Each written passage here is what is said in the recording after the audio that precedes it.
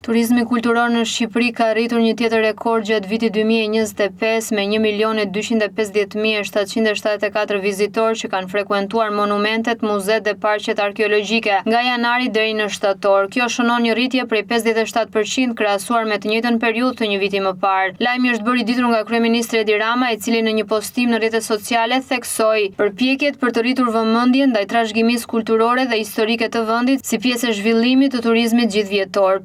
Më të vizituara në vend janë Parku Arkeologjik i Butrintit me mbi 257.000 vizitor, Kalaja e Gjirokastrës me mbi 253.000 vizitor, Parku Arkeologjik i Shkodrës me mbi 150.000 vizitor, Muzeu Kombëtar Gjergj Kastriot Skënderbeu në Krujë, i pasuar nga Parku Arkeologjik i Apolonisë. Sipas kryeministrit Rama, këto rezultate tregojnë se investimet në infrastrukturë, restaurim dhe promovim kulturor po japin frytet e tyre, duke shndruar Shqipërinë në një pikë referimi për turizmin kulturor në rajon. Trashëgimia jon kulturore nuk është vetëm krenari kombëtare, por edhe një pasuri e jashtëzakonshme ekonomike. Kjo rritje është një tjetër dëshmi se Shqipëria po ecën drejt standardeve të një destinacioni evropian gjithvjetor, është shprehur kryeministri Edi Rama ndër të tjera.